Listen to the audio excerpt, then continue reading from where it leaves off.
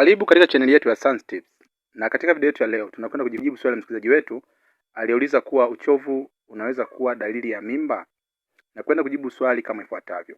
Kwa kifupi, ndiyo, uchovu unaweza kuwa dalili ya mimba, hasa katika hatua za mwanzo za ujauzito.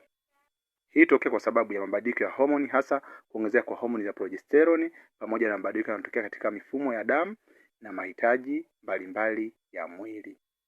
Hata hivyo, uchovu unaweza kusababishwa na mambo mengine ambayo hayahusiani kabisa na ujauzito. Hivyo uchovu pekee hauwezi kudhibitisha kwamba una ujauzito, kwa sababu uchovu unaweza kusababishwa na vitu vingine ambavyo havina mahusiano na ujauzito. Uchovu unaweza kusababishwa na vitu kama kukosa usingizi wa kutosha, msongo wa mawazo, kufanya kazi na mazoezi kupita kiasi, lishe duni, upungufu wa damu, maambukizi na magonjwa mbalimbali. Hivi vitu huweza kusababisha uchovu kwa mwanamke. Hivyo uchovu pekee usije ukachoka kwa sema eti na ujauzito. La hasha. Uchovu pekee unaweza kusababishwa na vitu vingine ambavyo viko nje ya mimba. Kwa hiyo uchovu pekee hauwezi kudhibitisha kwamba una mimba au huna mimba. Ni muhimu kuangalia pia dalili zingine zinaweza kuambatana na ujauzito. Lazima tuangalie dalili zingine ambazo zini za ujauzito. Ukiona una uchovu na pia una hizi dalili, hapo utathibitisha kweli mimi ni mjamzito. Uchovu pekee hauwezi kudhibitisha kwamba una ujauzito, kwa sababu uchovu unaweza kusababishwa na sababu nyingi kama nilivyotaja hapo.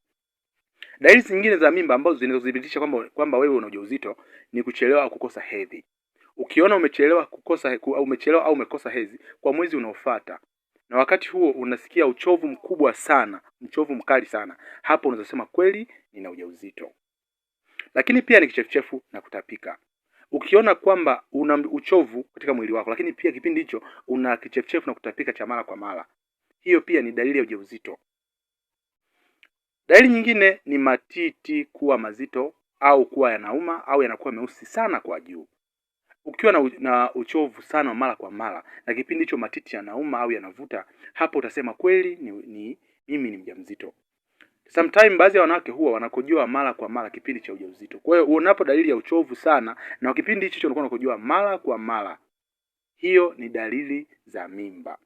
Lakini pia kwa baadhi ya wanawake huwa wanachukia harufu au wanakuwa na hisia fulani ya kwa hasira au wanakuwa na ile hali ya kubadilika mood. Unapo dalili hizo na wakati kipindi hicho unakuwa unasikia uchovu wa mara kwa mara, hapo unasema kweli nina ujauzito. Kwa kifupi, uchovu pekee hauwezi kudhibitisha kwamba wewe ni mjamzito, lakini pia inabidi uangalie na dalili zingine ili kudhibitisha kwamba wewe ni mjamzito, kwa sababu uchovu unaweza kusababishwa na vitu vingine ambavyo havina mahusiano na ujauzito. Na hii ni Sans Tips.